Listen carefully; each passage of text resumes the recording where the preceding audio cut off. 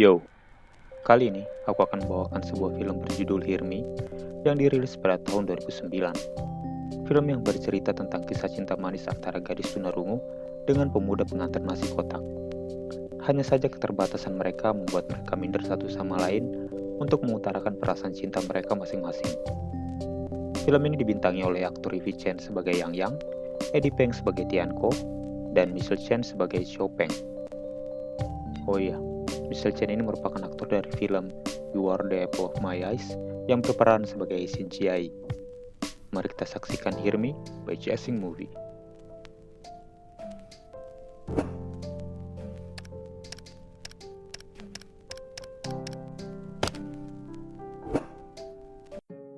Film dibuka dengan memperlihatkan grup perenang tunarungu yang didampingi oleh para pendampingnya. Dan ini adalah Tianko. Dia adalah seorang pemuda tampan yang berjualan nasi kotak dan menjajakan jualannya kepada para atlet renang tunarungu. Terlihat Tian dan Xiao Peng sudah saling mengenal. Di sini, untuk pertama kalinya Tian bertemu dengan seorang wanita cantik yang bernama Yang Cantik. Maksud aku Yang, cukup unik ya namanya. Sejak hari itu, Tian sudah menaruh hati kepada Yang dan terus memandanginya.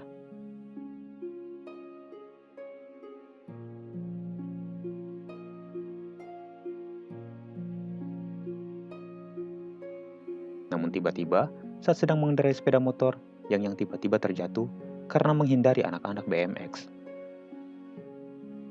Dengan gerak cepat, Tian menolong Yang dan mengantarnya ke rumah sakit. Ini motor keren, street cup. Kelihatan sekali ya, Tian ini merupakan Akamsi, anak kampung sini, karena dia hafal semua gang tikus menuju rumah sakit terdekat. Sebelum mereka berpisah, Tian segera menghampiri Yang untuk meminta ID MSN Yang. Itu kayak aplikasi WA pada zamannya lah. Keesokan harinya, terlihat Tian yang sedang berjualan nasi bungkus. Cukup banyak orang yang mengantri untuk membeli jualannya. Saat jualannya tersisa satu, ia mengatakan kalau nasi bungkusnya telah habis kepada para pembeli. Di saat yang bersamaan, datanglah Yang segera menghampirinya untuk mengatakan terima kasih kepada Tian. Dan sekalian mereka saling berkenalan. Tian kemudian menyuruh Yang untuk tersenyum agar dia bisa menyimpan fotonya untuk profil picture MSN.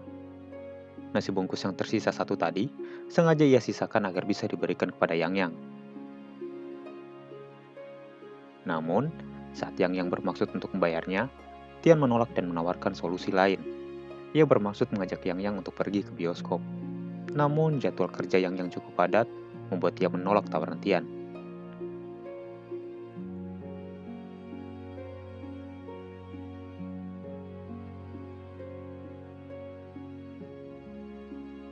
Sesampainya di rumah, terlihat Tian yang sedang berbicara sendiri di depan layar komputernya. Terlihat, chatting Yang masuk yang mengajak Tian untuk bertemu di kolam renang tempat kakaknya latihan.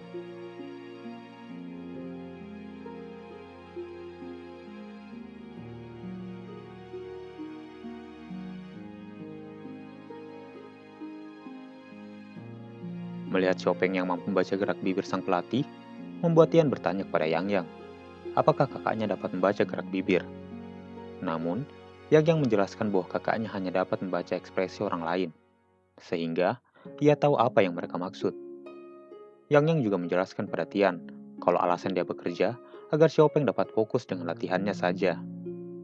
Dan Yang juga bercerita kalau ayah mereka adalah seorang misionaris yang sedang berada di Afrika. Setelah ibu mereka meninggal, Yang berjanji kepada ayahnya untuk menjaga kakaknya agar ayahnya bisa fokus pada pekerjaannya di sana.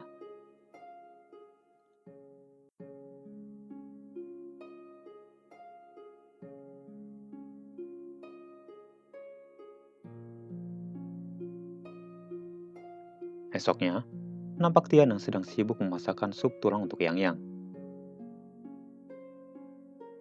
Saat tiba di depan rumahnya, Tian langsung memberikan hasil masakannya kepada Yang.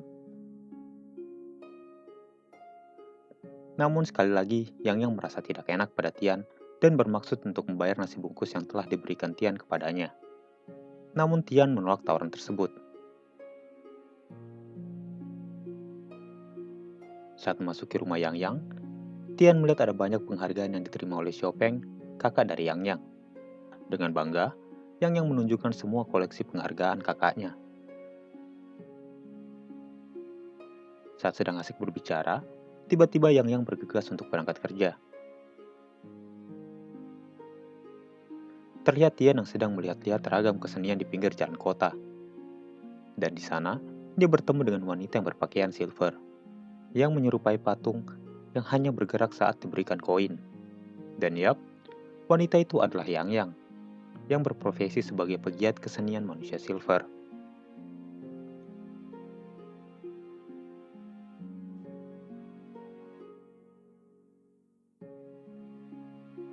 Di sini, Tian mengeluh kepada Yang karena ia merasa kalau Yang selalu membicarakan tentang kakaknya dan jarang sekali membicarakan tentang dirinya.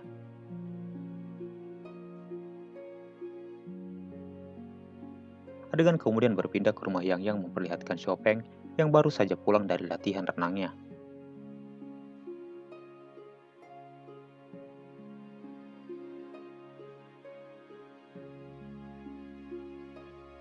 Saat jam kerja Yang telah usai, mereka kemudian pergi untuk mencari makan.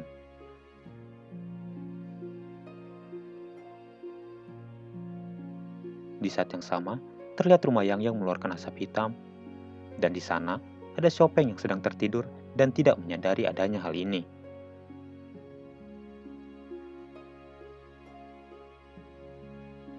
Adegan kemudian memperlihatkan Yang dan Tian yang tengah menyantap makanan yang disajikan kepada mereka.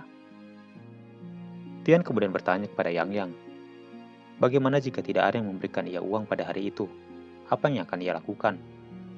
Yang pun menjawab, tentu saja ia akan pulang. Dan, seperti itulah kehidupan seorang pengamen jalanan, karena tidak mungkin untuk mendapatkan uang setiap hari.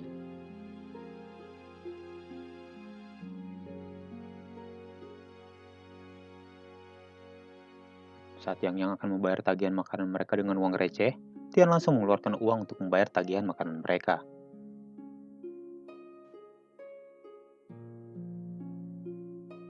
Sepanjang perjalanan pulang, nampak raut wajah Yang terlihat marah pada Tian. Dan, benar saja, Yang merasa kesal pada Tian karena tidak mau bersabar dan merasa malu dengannya yang akan membayar tagihan makanan mereka dengan uang receh.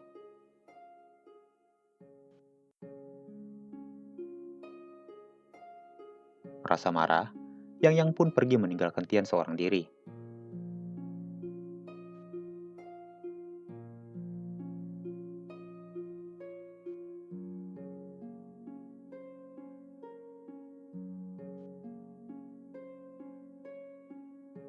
Ambulans pun tiba mengevakuasi Chopin.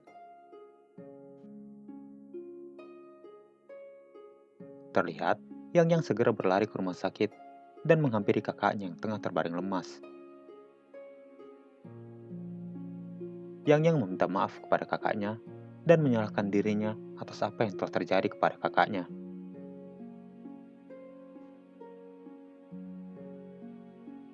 Melihat ini, Chopin kemudian langsung memeluk Yang mencoba untuk menenangkannya.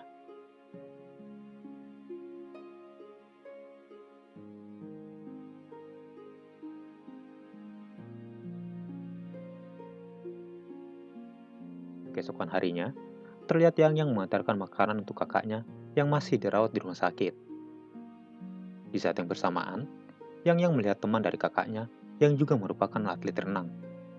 Mereka mengatakan kalau Chopin mungkin tidak dapat ikut berpartisipasi dalam Olimpiade renang, dikarenakan cedera yang ia alami karena insiden kebakaran.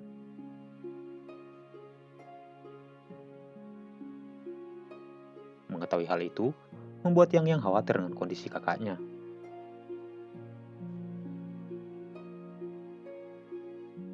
Namun, Chopin menenangkan adiknya dengan mengatakan kalau jangan terlalu khawatir. Kelak, ketika ia sembuh, ia akan berlatih lebih giat agar bisa menyusul ketertinggalannya.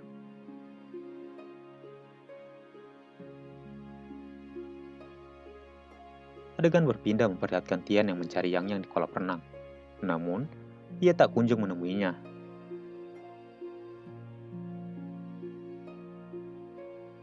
Dalam keadaan galau, Tian mengunjungi tempat Yang biasa mengamen. Namun di sana, ia tak kunjung menemukan Yang.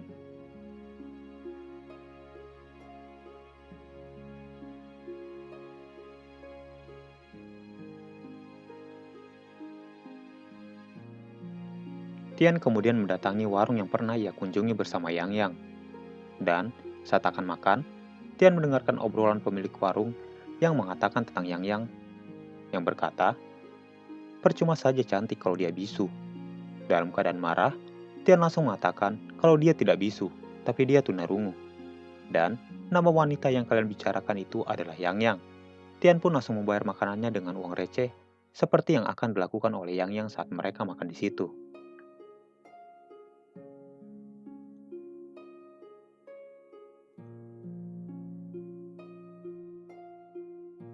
Ayah Tian nampak mengetahui kegalauan Tian dan mencoba mencari tahu mengapa anak laki-lakinya itu nampak begitu galau. Ayahnya mengatakan kalau sebelum dia bertemu dengan ibunya, dia telah ditolak 23 kali. Hal ini membuat Tian begitu kaget. Ayahnya menyampaikan betapa beruntungnya dirinya bisa bertemu dengan ibu Tian.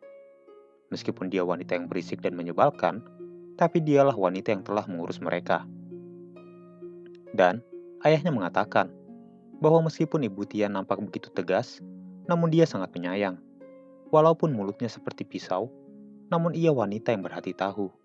Setelah menasehati Tian, ayahnya pun berkata, wanita seperti apa yang Tian sukai?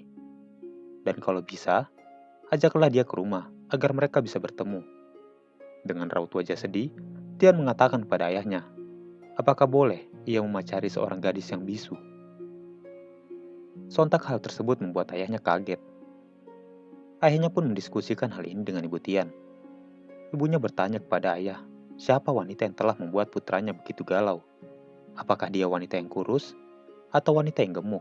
Ayahnya langsung memotong pembicaraan ibunya dengan mengatakan, dia adalah wanita yang tidak bisa mendengar. Mengetahui ini, membuat ibu Tian menjadi terdiam.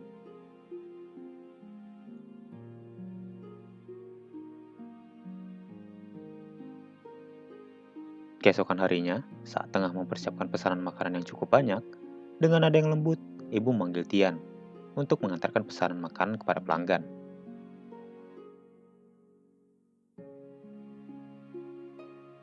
Dan demi menghibur hati anaknya, ibu memberikan uang jajan lebih kepada Tian.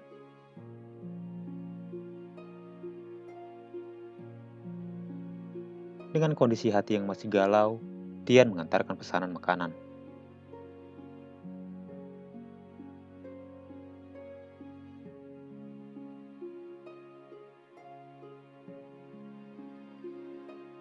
Setelah itu, ia datang menghampiri kediaman Yang Yang. Nampak Yang Yang sedang menghindar untuk tidak bertemu Tian. Karena tak kunjung keluar dari rumah, Tian meletakkan sebuah kado untuk Yang Yang di depan rumahnya. Sesaat setelah Tian pergi, Yang Yang pergi keluar untuk melihatnya. Ketika akan masuk kembali ke dalam rumah, Yang Yang mendapati kado pemberian Tian. Saat Yang Yang membukanya, di dalam terdapat sebuah celengan kaca berbentuk seekor burung bangau. Di malam harinya, Yang Yang mendatangi tempat latihan kakaknya. Dari kejauhan, nampak kakaknya tengah berbincang-bincang dengan pelatihnya.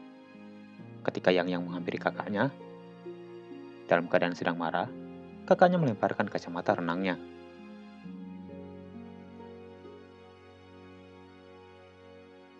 Dengan kondisi mood yang sedang tidak baik, Xiaopeng menyuruh Yang Yang untuk pergi dan tidak usah menunggu dia.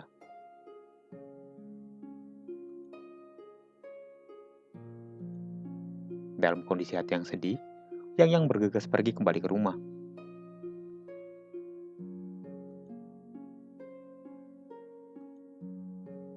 Saat tiba di rumah, ia melihat Tian yang sedang cosplay jadi sebatang pohon.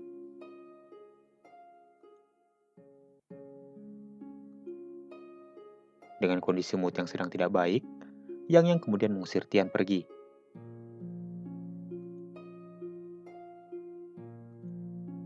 Meski jauh di dalam hatinya, dia tidak tega melakukan itu.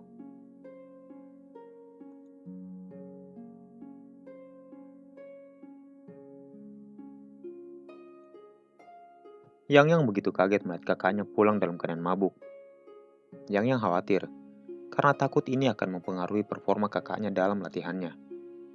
Terjadi perdebatan di antara mereka berdua, di mana Xiaopeng, kakak Yang Yang, merasa kalau Yang terlalu mengkhawatirkannya dan menaruh ekspektasi yang terlalu tinggi kepadanya, sehingga itu membebaninya. Kakaknya juga mengatakan kalau Yang saking sibuknya sampai lupa mengkhawatirkan dirinya sendiri.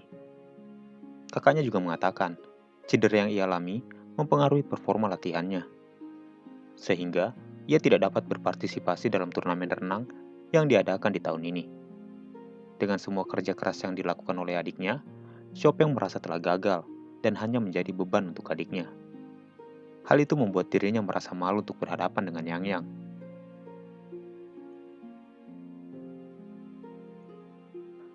Namun Yang merasa apa yang dia lakukan untuk kakaknya karena dia merasa bangga dengan kakaknya yang selalu melindunginya sewaktu kecil dulu.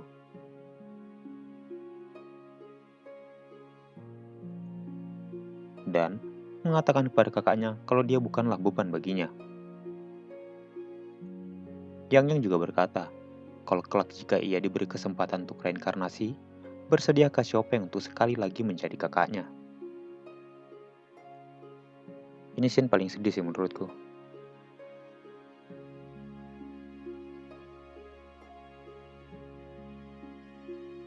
Adegan kemudian memperlihatkan Yang sedang chatting dengan Tian. Namun tidak lama setelah itu, Yang memutuskan untuk beristirahat di sebelah kakaknya.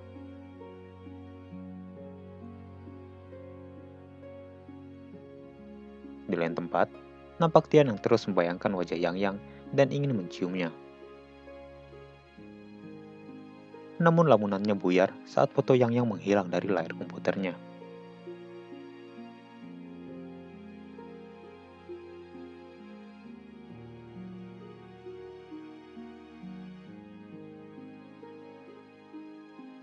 Keesokan harinya, nampak Yang dan kakaknya pergi mengunjungi suatu tempat. Chopin mengetahui adiknya yang sedang dekat dengan Tian dan mengatakan kalau Tian adalah seorang laki-laki yang baik dan mereka berdua terlihat cocok. Namun Yang mengatakan kalau mereka berdua tidak pacaran, karena Yang khawatir kalau Tian juga merupakan seorang tunarungu. Namun kakaknya bertanya, bagaimana perasaanmu kepadanya? Yang mengatakan kalau ia sering memikirkan Tian. Kakaknya kini memahami kalau Yang tidak berani membalas perasaan Tian karena takut ia harus meninggalkan kakaknya yang tunarungu seorang diri. Namun kakaknya meyakinkan Yang untuk jangan khawatir kepadanya, karena ia ingin adiknya percaya kalau dia bisa mandiri dan bisa mengurus dirinya sendiri.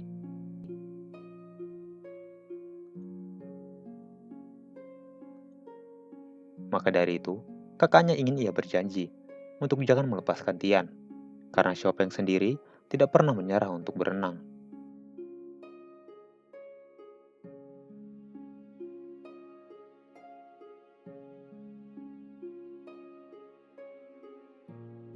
Adegan berpindah memperlihatkan Tian yang baru saja selesai mengantarkan nasi kotak pesanan pelanggan. Di saat itu, ia melihat kedua orang tuanya yang sedang berdiskusi mengenai amplop berisi uang yang telah diberikan oleh seorang gadis cantik. Tian menyadari kalau wanita itu adalah Yang. Ia pun bergegas berlari mengejarnya. Namun segera langkahnya terhenti. Melihat ini, ayah dan ibu bertanya, "Mengapa kamu tidak berlari?" Dengan wajah murung, Tian berkata, "Kalaupun aku mengejarnya, apakah kalian akan menerima dia?" Ayah dan ibu Tian bertanya, apakah dia adalah gadis tunarungu itu yang bekerja keras, optimis, cantik, sabar, baik pada kakaknya, rajin menabung, hemat bensin, dan ramah lingkungan? Tak ingin putranya bersedih, ayah dan ibu kemudian mengizinkan Tian dengan mengatakan kalau keseringan berbicara membuat dagu terasa kaku. Dengan menggunakan bahasa isyarat, mereka bisa beristirahat. Mendengar hal itu, membuat Tian merasa senang dan mengucapkan terima kasih. Tian kemudian berlari keluar rumah dan segera mencari Yang.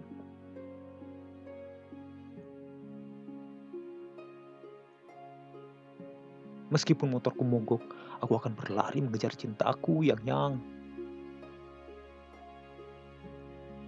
Tian menghampiri Yang yang berada di kolam renang. Tepat di belakang Yang, Tian menyatakan ketulusan perasaannya kepada Yang. Di saat ia menghampiri Yang untuk menciumnya, Tepat di saat itu Yang langsung berbalik ke arahnya, membuat Tian salah tingkah dan langsung melompat ke dalam kolam. Ia kemudian langsung menghampiri Yang dan menyampaikan niatnya yang bermaksud mengajak Yang untuk bertemu kedua orang tuanya. Yang sempat ragu kalau kedua orang tua Tian dapat menerima dia yang tunarungu. Namun dengan yakin, Tian meyakinkan kalau kedua orang tuanya mampu menerima Yang.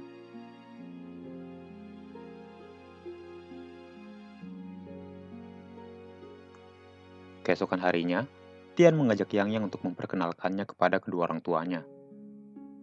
Selama perjalanan, Yang memeluk erat Tian. Jadi maksudnya pengen jalan-jalan. Sesampainya di rumah Tian, Yang disambut dengan hangat oleh kedua orang tua Tian dengan pakaian yang sangat rapi. Untuk mempermudah keduanya dalam berkomunikasi, orang tua Tian menggunakan sebuah buku dan menulisnya dengan kalimat perkenalan, agar memudahkan Yang dalam memahami perkataan mereka. Dan pada lembaran terakhir, orang tua Tian menuliskan kalau bersediakah Yang untuk menikah dengan Tian. Sontak hal ini membuat Tian kaget, karena mereka bahkan belum pacaran. Dan hal yang menarik pun terjadi. Yang selama ini kita kira tidak dapat berbicara, menjawab dan menerima lamaran kedua orang tua Tian. Hal ini membuat kedua orang tua Tian dan Tian pun kaget dan terdiam. Tian pun bertanya kepada Yang, kenapa selama ini ia tidak pernah memberitahu kalau Yang bisa berbicara. Namun dengan santainya, Yang menjawab kalau Tian sendiri tidak pernah bertanya hal itu kepadanya. Dan juga sebenarnya, Yang telah mendengar ungkapan perasaan cinta Tian kepadanya ketika mereka berada di kolam renang. Dan ia juga mencintai Tian. Hal ini tentu membahagiakan bagi kedua orang tua Tian.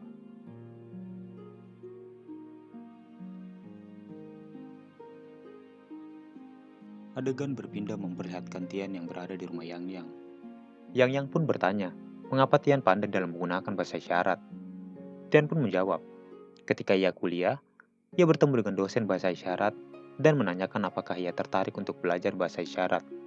Dan ia pun tertarik untuk mempelajarinya. Di sini Yang memberitahu Tian kalau dulu ia sangat membenci bahasa isyarat karena ia selalu menjadi penerjemah untuk Chopin. Dan Yang merasa tidak pernah punya waktu untuk dirinya sendiri. Namun semua hal itu berubah ketika kakaknya Chopin yang tidak bisa mendengar bertanya kepadanya, seperti apa suara piano.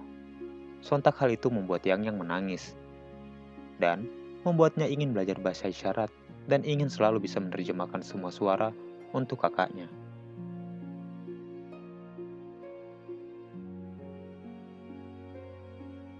Mereka berdua kemudian mendatangi tempat latihan Chopin dan melihat dia sedang berbicara dengan pelatih. Yang bertanya kepada kakaknya, mengapa ia tidak latihan? Chopin menjelaskan kalau ia telah berhenti dari kompetisi untuk tahun ini karena tidak bisa mengejar ketertinggalannya dan memutuskan untuk sementara ini akan pergi mencari kerja dulu dan tetap terus berlatih agar bisa mengikuti kompetisi yang akan datang.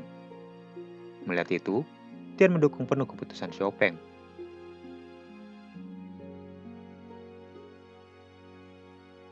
Empat tahun kemudian, terlihat Chopin yang bersiap di posisi. Dan saat bel dibunyikan, para atlet melompat berenang. Terlihat Tian dan Yang memberi dukungan kepada Chopin. Dan film pun berakhir dengan kemenangan Chopin dalam turnamen renang tersebut.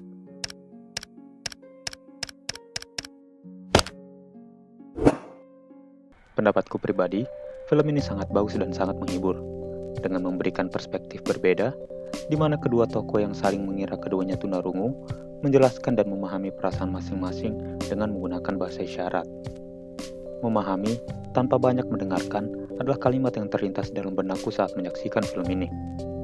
Hal yang bisa kita pahami dari film ini adalah, saat kita belajar mencintai ketidaksempurnaan seseorang yang kita cintai, disitulah kita belajar untuk memahami cinta. Cinta bukan tentang mencari yang sempurna, Karena jika itu menjadi tujuanmu, maka akan kamu habiskan waktumu dengan terus mencari. Cinta tentang saling menerima satu sama lain dalam ketidaksempurnaan. Udah dulu ya ngobrolnya, aku mau ngopi dulu. And see ya.